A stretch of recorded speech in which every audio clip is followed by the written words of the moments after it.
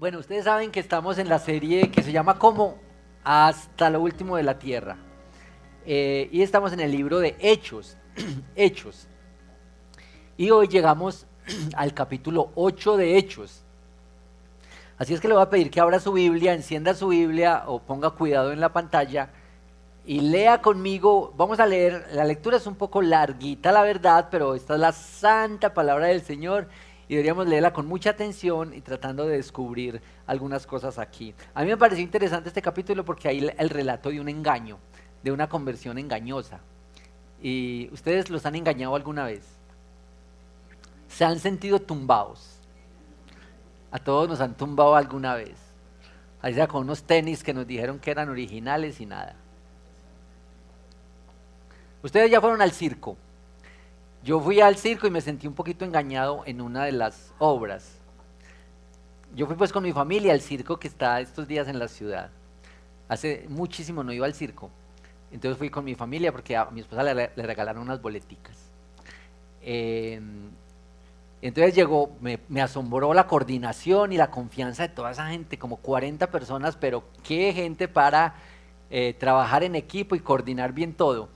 Pero llegó el momento del lanzamiento de los cuchillos. Y yo dije, por fin voy a ver esto en directo. Porque eso lo ve uno es por la televisión. Y yo dije, vamos a alistarnos a ver aquí. Me preparé para ver el lanzamiento de los cuchillos. Y bueno, salió el hombre que lanzaba los cuchillos y escogió a alguien del público para ponerlo allá en la tabla donde los cuchillos. Y yo dije, uy. Entonces lo amarraron ahí. Lo amarraron ahí y empezó el conteo para el lanzamiento. Y entonces el que lanzaba los cuchillos dijo, vamos a ponerle un poco más de emoción, y le cubrió la cabeza a la víctima. Le cubrió la cabeza a la víctima. Entonces, bueno, ahora sí el conteo y la música y todo el público contando. Y lo que ocurrió es que el que lanza los cuchillos se pone de acuerdo con el que narra, que está aquí al lado. Entonces, cuando el conteo 5, 4 y toda la emoción y todo, el que está aquí al lado del que está en la víctima, coge el cuchillo y se lo pone aquí. Entonces la víctima pensó que el cuchillo había venido de 30 metros atrás. Y yo dije, ¿cómo engañan a este hombre? Y también al público. Bueno, el hombre cuando le quitaron su máscara vio todos esos cuchillos al lado y dijo, wow. Estaba pero sorprendido. Y yo dije, yo no sé si era un actor del circo también o era que realmente habían sacado. Bueno, ahí le hice spoiler al circo, pero de todos modos el circo ya está que se va como todos los circos, que se van desde que llegan. Pero de todos modos si quieren ir al circo es un bonito espectáculo. Bueno, es que me hizo pensar en un engaño, ¿cierto? En cómo salir ahí engañado. Bueno, ahora sí vamos a leer la palabra del Señor. Hechos capítulo 8. Voy a leer desde el 4 hacia adelante. Como les digo, es un poco larga, pero por favor concentrémonos en la lectura de la palabra del Señor para que descubramos aquí este engaño, esta conversión engañosa y estas lecciones de otra conversión. Hechos capítulo 8 versículos 4 en adelante. Así que los que habían sido esparcidos iban predicando la palabra. Felipe, descendiendo a la ciudad de Samaria, les predicaba a Cristo y las multitudes unánimes prestaban atención a lo que Felipe decía, al oír y ver las señales que hacía, porque de muchos que tenían espíritus inmundos, estos salían de ellos gritando a gran voz, y muchos que habían sido paralíticos y cojos eran sanados, y había gran regocijo en aquella ciudad. Hacía tiempo que cierto hombre llamado Simón estaba ejerciendo la magia en la ciudad y asombrando a la gente de Samaria, pretendiendo ser un gran personaje, y todos, desde el menor hasta el mayor, le prestaban atención y decían, este es el que se llama el gran poder de Dios. Le prestaban atención porque por mucho tiempo los había asombrado con sus artes mágicas, pero cuando creyeron a Felipe, que anunciaba las buenas nuevas del reino de Dios y el nombre de Cristo Jesús, se bautizaban tanto hombres como mujeres. Y aún Simón, él mismo creyó y después de bautizarse continuó con Felipe y estaba atónito al ver las señales y los grandes milagros que se hacían.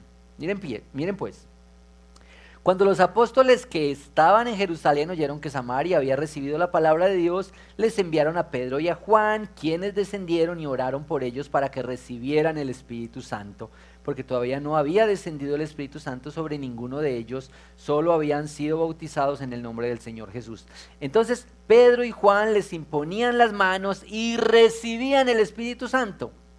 Cuando Simón, recuerden que Simón 4 versículos atrás se había convertido y se había bautizado. Pónganle pues cuidado. Cuando Simón vio que el Espíritu se daba por la imposición de las manos de los apóstoles, les ofreció dinero y les dijo: denme también a mí esta autoridad, de manera que todo aquel sobre quien ponga mis manos reciba el Espíritu Santo. Entonces Pedro le contestó: que tu plata perezca contigo, porque pensaste que podrías obtener el don de Dios con dinero. No tienes parte ni suerte en este asunto, porque tu corazón no es recto delante de Dios. Por tanto, arrepiéntete de esta tu maldad y ruega al Señor que, si es posible, se te perdone el intento de tu corazón, porque veo que estás en hiel de amargura y en cadena de iniquidad. Pero Simón respondió: rueguen ustedes al Señor por mí para que no me sobrevenga nada de lo que han dicho. Y ellos, después de haber testificado solemnemente y hablado la palabra del Señor, iniciaron el regreso a Jerusalén, anunciando el evangelio en muchas aldeas de los samaritanos. Un ángel del Señor le dijo a Felipe: levántate y ve al sur, al camino que desciende a Jerusalén, de Jerusalén a Gaza. Este es un camino desierto. Él se levantó y fue. Había un eunuco etíope, alto oficial de Candace, reina de los etíopes, el cual estaba encargado de todos sus tesoros, que había venido a Jerusalén para adorar. Regresaba a su país, sentado en su carruaje, y leía el profeta Isaías. Y el Espíritu le dijo a Felipe: ve y júntate a ese carruaje. Cuando Felipe se acercó corriendo, le oyó leer al profeta Isaías y le preguntó: ¿entiende usted lo que lee? El eunuco le respondió: ¿cómo podré a menos que alguien me guíe? E invitó a Felipe a que se subiera y se sentara con él. El pasaje de la escritura que estaba leyendo era este: como oveja fue llevado al matadero, y como cordero mudo delante del que lo trasquila, no abrió su boca. En su humillación no se le hizo justicia. ¿Quién contará su generación? Porque su vida es quitada de la tierra. El eunuco le dijo a Felipe: le ruego que me diga, ¿de quién dice esto el profeta? ¿De sí mismo o de algún otro? Entonces Felipe, comenzando con este pasaje de la escritura, le anunció el evangelio de Jesús. Yendo por el camino, llegaron a un lugar donde había agua, y el eunuco dijo: ahí hay agua, ¿qué impide que yo sea bautizado? Y Felipe le dijo: si usted cree con todo su corazón, puede. Creo que Jesucristo es el Hijo de Dios, respondió el eunuco, y mandó parar el carruaje. Ambos descendieron al agua y Felipe lo bautizó. Al salir ellos del agua, el Espíritu del Señor arrebató a Felipe, y no lo vio más el eunuco, que continuó su camino gozoso. Pero Felipe se encontró en Azoto, y por donde pasaba anunciaba el evangelio en todas las ciudades hasta que llegó a Cesarea. Bueno, está la palabra del Señor. Oremos, por favor. Señor, esta es tu palabra santa, y tu palabra siempre tiene un mensaje para todas las culturas, para todos los tiempos. Así es que tu palabra también es viva y eficaz para nosotros hoy. Yo te pido que, conforme a la necesidad de nuestro corazón y a tu poder infinito, hagas algo con tu palabra hoy en nuestro corazón, según tú sabes y conoces nuestra necesidad. Señor, gracias. Oramos en adoración a ti. Amén. Amén. Bueno, este capítulo lo vamos a abordar con 3 palabritas para que ustedes lo recuerden. La primera parte se trata de Samaria. La segunda parte se trata de Simón y una conversión engañosa. Una conversión engañosa. Y la tercera se llama el eunuco. Lecciones de una conversión. Y el texto, para quienes les gusta escribir el título, el título de esta predicación es 2 respuestas al Evangelio. 2 respuestas al Evangelio. Bueno, ustedes recuerdan que al comienzo del libro de Hechos, con el anuncio de la venida del Espíritu Santo, se dijo: me serán testigos en Jerusalén, en Judea y hasta los confines de la tierra. Lo que está pasando aquí en este capítulo 8 es el cumplimiento de las promesas del Señor. También para de paso recordarnos que el Señor va a cumplir lo que ha dicho, en lo que se ha comprometido el Señor, Él lo va a cumplir. Esto debería ser de gran aliento para nosotros, que caminamos por la vida, que a veces tenemos nuestros altibajos, que a veces las aflicciones y las tristezas nos invaden. Recuerda, el Señor ha prometido cosas y el Señor va a cumplir las cosas que ha prometido. Debemos aferrarnos a sus promesas en la palabra del Señor. Samaria, la predicación en esa comunidad, en ese pueblo, nos recuerda que no hay lugares que el Señor se va a restringir para la predicación del Evangelio. Ustedes recuerdan en Juan 4, en el encuentro de Jesús con la samaritana, que la samaritana le dice a Jesús que los judíos y los samaritanos no se la llevan, no se tratan entre sí, no se hablan. La razón por la que los samaritanos y los judíos no se la llevaban es esencialmente porque los samaritanos eran un pueblo mixto, una mezcla de judíos con asirios y otras naciones, y en ese momento de la historia, de dónde viene uno, cuál es su raza, era muy importante. Había cierto orgullo nacional o de región o de cuál es su origen, eso le daba como cierto estatus. Así es que el conflicto tenía como estas realidades culturales. Y bueno, recuerden que Jesús nació judío y se hizo judío y fue en ese contexto donde nació. Había cierto orgullo, en cierto sentido malsano, de esta realidad de ser un judío. Bueno, esta era la razón por la que los samaritanos eran como una población improbable para que les llegara el evangelio. Algo así como lo que pasaba con la historia de Jonás, que a Jonás el Señor lo mandó a predicarle a un pueblo que él no quería. Dijo, no, es que de pronto sí se arrepienten, es que de pronto usted sí los cambia y yo no quiero eso.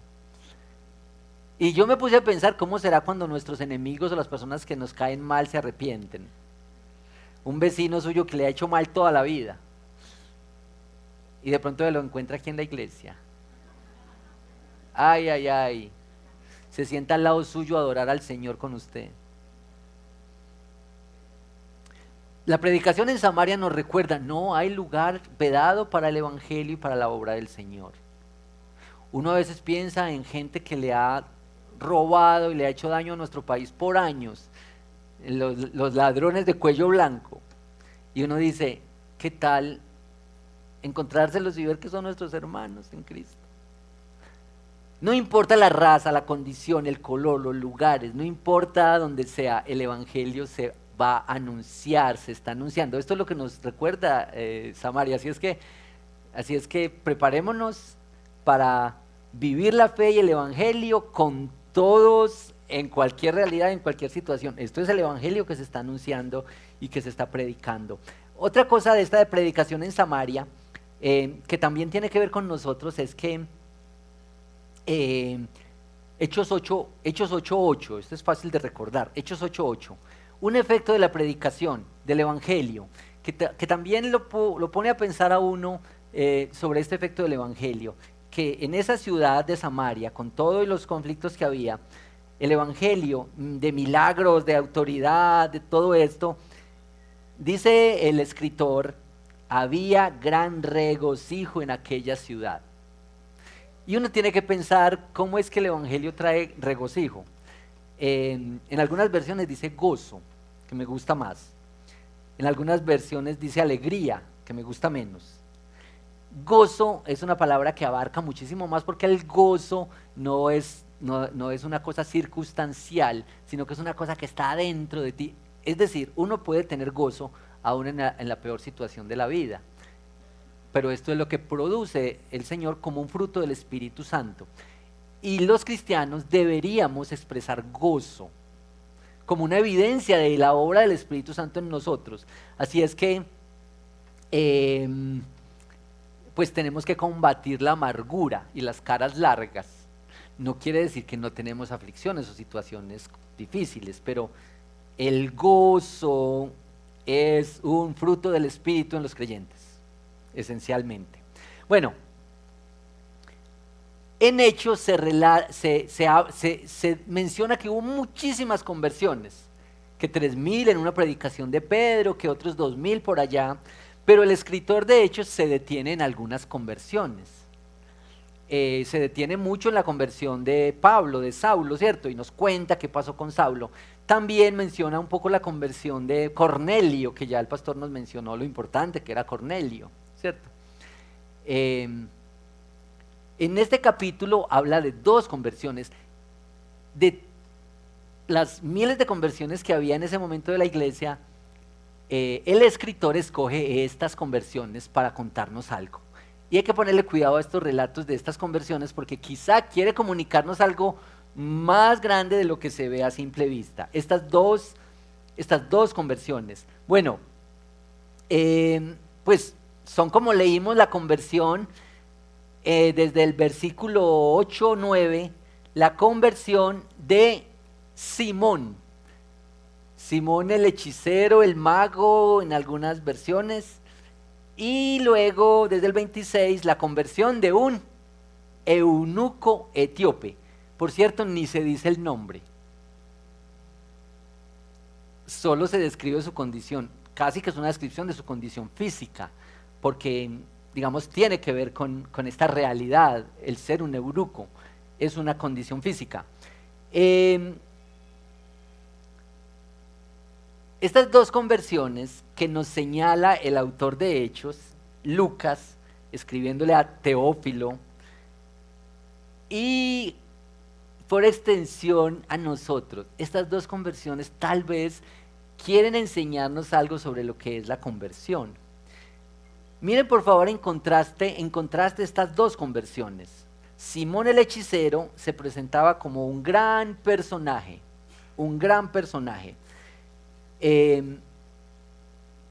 deslumbrante por lo que hacía, o sea, el circo, eso no era nada al lado de Simón. Era samaritano. Notaron en el versículo 13 que se convirtió y fue bautizado. Se convirtió y fue bautizado, pero unos versículos más adelante está impresionado por lo que hacen con el poder del Espíritu Santo y él dice: yo quiero eso para mí. Yo quiero que donde yo ponga las manos la gente reciba ese poder. Y era un momento donde había cierto negocio con estas cosas espirituales. Ellos le dicen que no tiene parte en este ministerio y que su corazón está condenado delante de Dios. Tanto que lo llaman de nuevo al arrepentimiento. Bueno, el eunuco, por su parte, bueno, este Simón tal vez nos recuerda esto. Puede haber una conversión engañosa. Voy a hablar un poquito más de eso enseguida, de una conversión engañosa. El eunuco, un tipo sin nombre, aunque era muy importante en su cultura y era un alto oficial encargado de cuidar los tesoros y quizá las mujeres en el reino, y por eso era eunuco. Estaba marginado del templo. En Levítico y Deuteronomio, en las listas que hay de cosas que excluirían a una persona para la adoración corporativa, era ser eunuco. Y también otras características físicas, otras discapacidades físicas. Esto impedía que las personas entraran a adorar en el templo, ¿sí? Entonces ustedes pueden leerlo si quieren en Levítico 21, 18 y en Deuteronomio 23. En este momento de la historia se consideraba que Etiopía era el fin del mundo. Eso estaba por allá, lejísimos, en el último rincón. Pero el eunuco etíope se dice lo mismo, se convirtió y fue bautizado. Noten que Felipe es el mismo predicador para los 2 auditorios y el evangelio es el mismo mensaje para los 2 auditorios. El eunuco estaba impulsado por el Espíritu Santo, algo estaba ocurriendo algo en su vida. Ahorita vamos a desglosarlo un poco más. Pero en el versículo 39, otra vez, esto de la alegría. El escritor enfatiza La alegría de la conversión. El gozo de la conversión. El seguir a Cristo con buen ánimo. El decir, es que yo tengo una esperanza grande. Esto era lo que pasaba aquí. Bueno, con el eunuco etíope y con Simón vamos a ver estas dos advertencias sobre la conversión. Dos advertencias sobre la conversión. Número 1, existen las falsas conversiones. Eso es. Yo creo que el escritor de este texto lo puso como una advertencia. Existen las falsas conversiones. Aquí la conversión la falsa conversión está ilustrada en la historia de Simón el mago, de Simón el hechicero, esencialmente en esto. Estaba emocionado y se convirtió emocionadamente, quería seguir el evangelio, quería seguir a Felipe y caminar con él, pero enseguida estaba deslumbrado por los dones de Dios que él todavía no tenía, que no había experimentado. Y él, sin más, ofrece plata para comprar el favor y el don de Dios. Pagar para tener ese poder. Mire, una falsa conversión, yo creo que es aquella que quiere los beneficios de Dios sin Dios mismo. Y yo creo que eso nos toca a nosotros.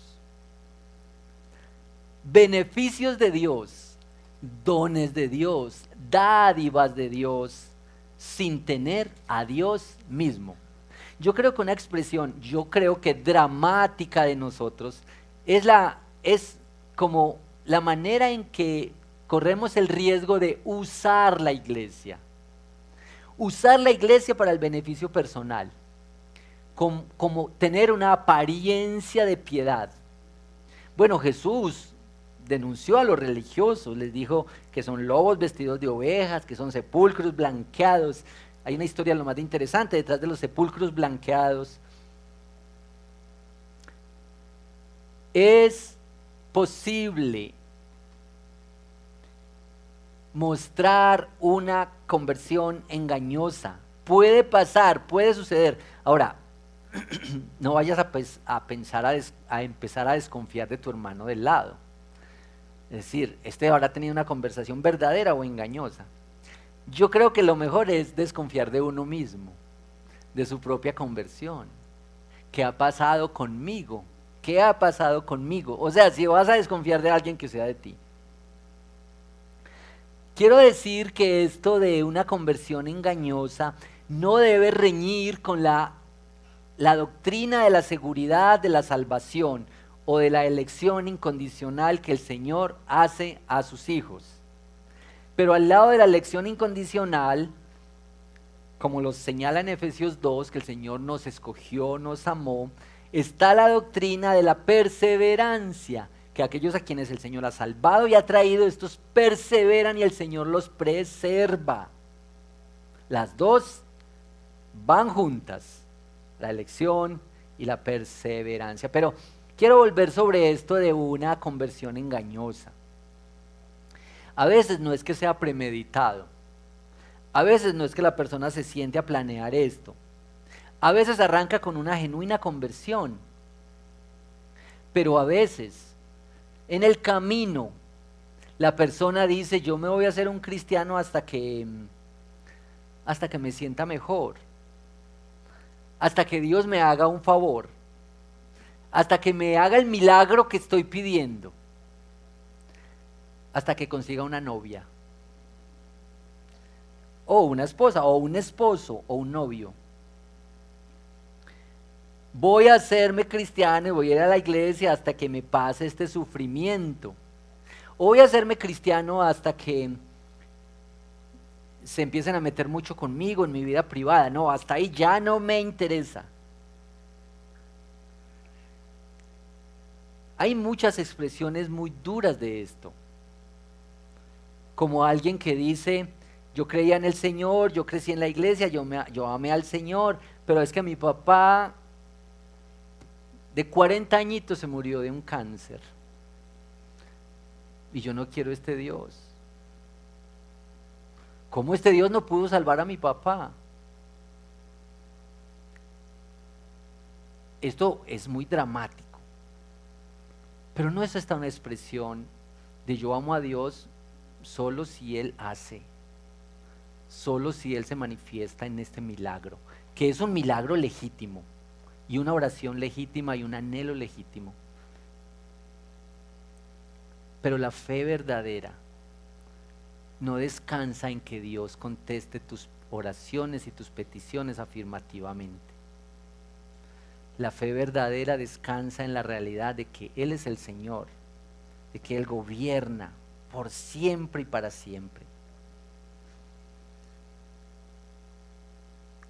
Esta es una expresión peligrosa de usar el Evangelio o de usar la iglesia solo para un beneficio personal y temporal.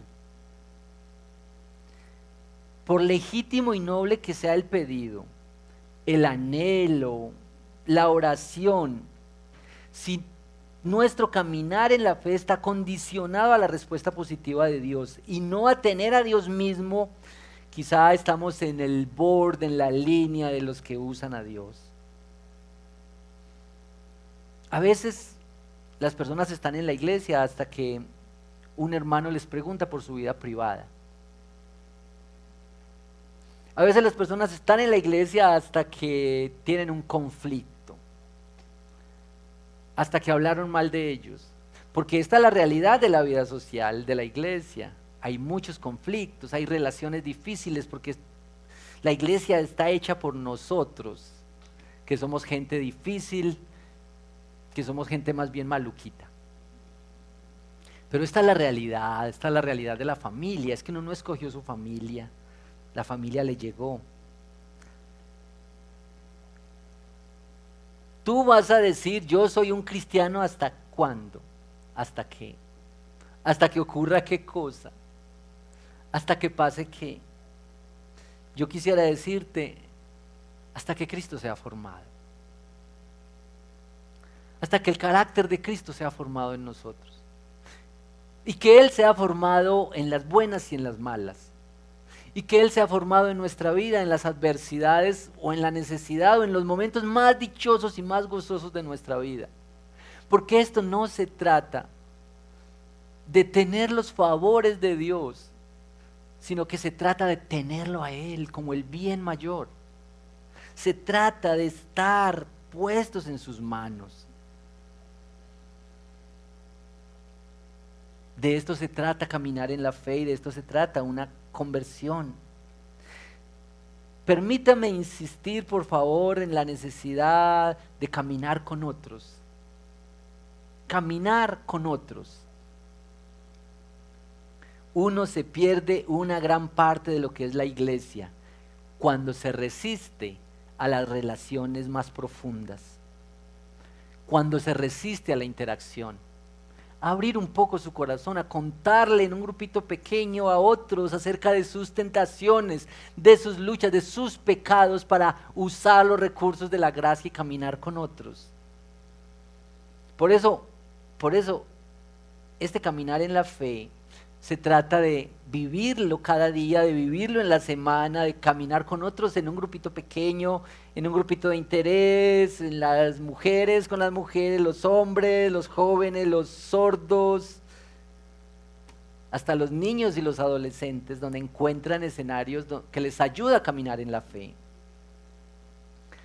Pero les digo, en la vida cristiana y en la vida de las relaciones sociales, aún dentro de la iglesia hay muchos riesgos. Hay muchos riesgos porque puede haber falsas conversiones. Así es que caminamos confiando en el Señor, pero caminamos con nuestros ojos abiertos, desconfiando primero de nosotros mismos y de nuestra fe y de mirar y asegurar que el Señor está produciendo cosas en nosotros. Este tipo de iglesias que nosotros animamos e impulsamos, mis amigos y mis hermanos, especialmente para los que están más nuevos. Nosotros no queremos que nadie viva en el anonimato, por más que esta es una iglesia ya que va creciendo. Te animamos a que no vivas en el anonimato, que puedas exponerte con otros, pero no para el chisme, sino para ayudarse en la fe. Que le digas a otro que ore por ti, que si eres una mujer le digas a otra hermana que ore por ti para que camine contigo en la fe. Y en la iglesia hay 2 grupos de mujeres hermosas, hermanas que se sirven unas a otras, hombres, jóvenes, hay mucho para crecer en eso. Yo les animo, estos son los recursos de la gracia del Señor para el crecimiento. Yo les dije que hay 2 lecciones en estas conversiones, hay 2 lecciones. La primera es que existe una conversión engañosa y que está expresada especialmente por querer el don de Dios sin tener a Dios, querer los favores de Dios, comprarlos de alguna manera, comprarlos. Tal vez uno no ofrece plata, pero sí ofrece otras cosas para tener el favor de Dios. Y aquí es humillación y redención. Pero la segunda cosa que nos deja ver especialmente esta conversión del eunuco etíope es que la conversión es una obra exclusiva de Dios. Yo sé que nosotros queremos convertir a algunas personitas, especialmente a los de la casa. Y si existiera una vacunita, lo vacunábamos. Lo cogemos dormido y le ponemos su vacunita. Y al otro día amanece como un cristiano súper, excelente cristiano. Qué bueno que hubiera esa vacunita, ¿cierto? La conversión y la salvación son una obra especial, exclusiva del Señor a través de su Espíritu Santo. Este eunuco estaba al borde de ser un prosélito, pero su condición de eunuco le impedía circuncidarse y en consecuencia ser admitido en el pueblo de Dios. Para la cultura de la época, este sería como una discapacidad. Este eunuco estaba en condición de discapacidad. Era como un hombre incompleto. Y esto era una barrera tremenda para la actividad religiosa y del culto. Pero este encuentro va a mostrar que el evangelio llega a ellos, llega a los improbables, pero especialmente que es una obra exclusiva de Dios. Es que miren cómo fue de fácil esta conversión. El Señor ya estaba trabajando en él. El Señor estaba haciendo la obra y Felipe solo se unió a lo que el Señor estaba haciendo.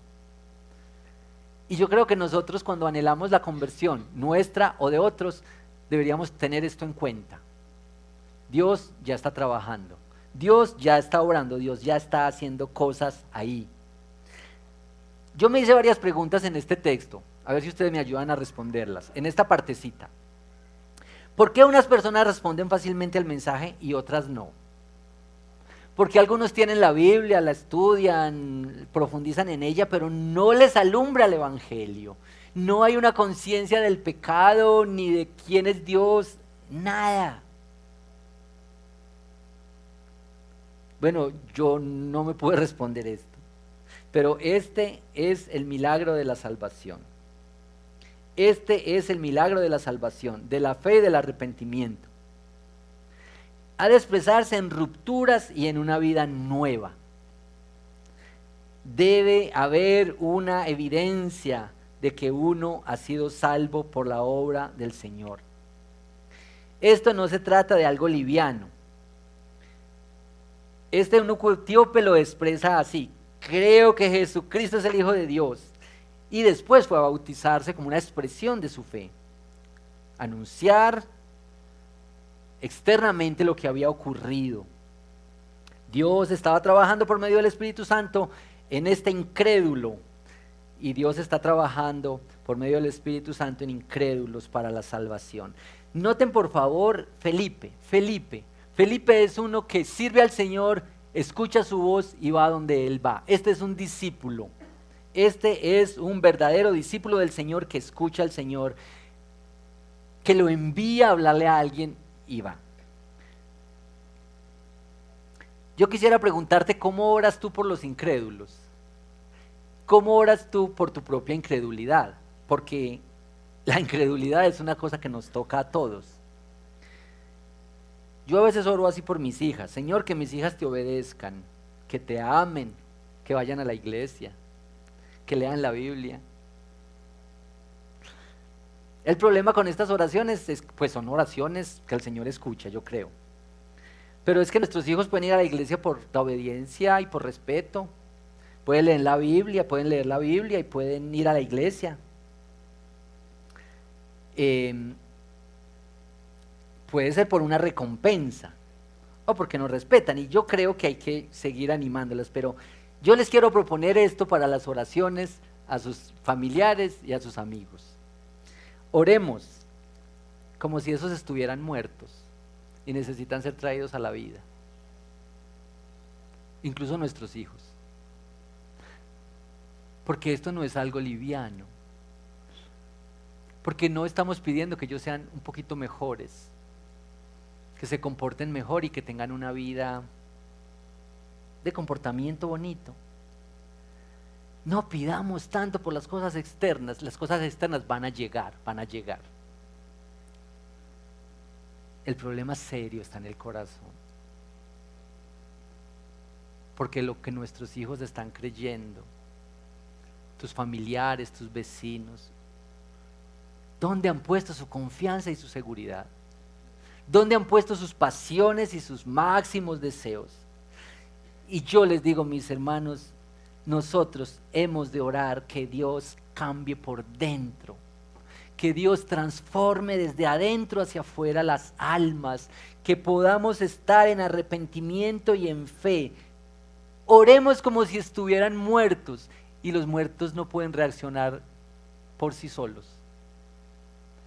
Es el milagro de la salvación que les trae, es la obra del Espíritu Santo que los convence de pecado, es la obra del Espíritu Santo que les lleva al arrepentimiento.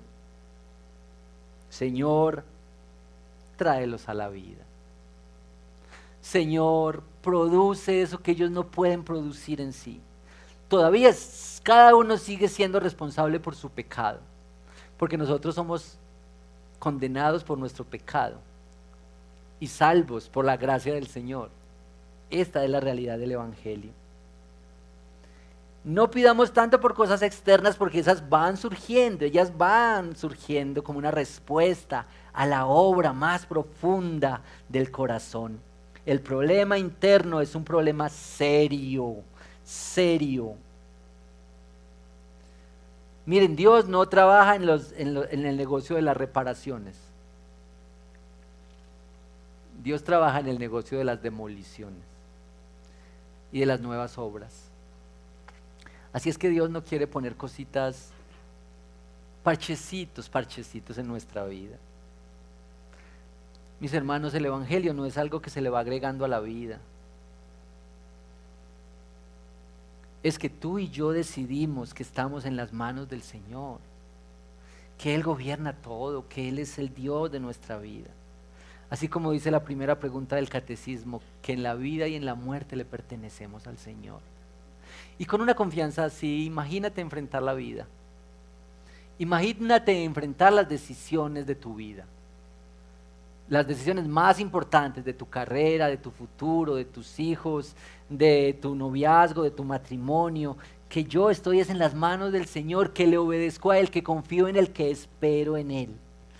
Esta es la obra exclusiva del Espíritu Santo en el incrédulo, que lo trae a la fe y al arrepentimiento, y en el creyente que lo lleva en el camino de la santificación. Esto es lo que hemos de orar y anhelar y pedir fervientemente delante de nuestro Señor.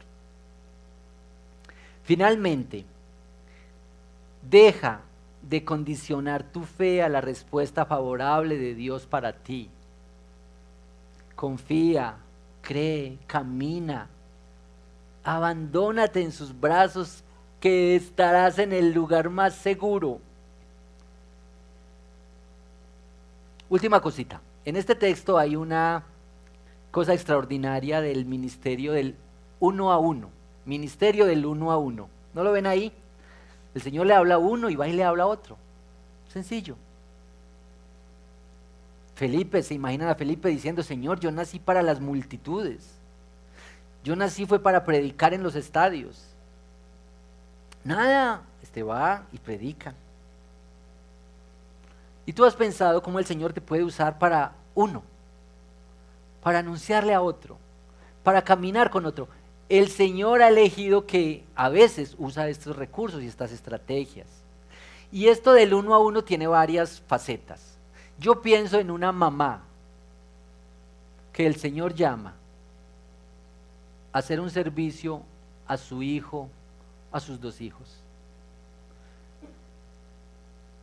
Y que lo concibe como el ministerio del Señor para ella.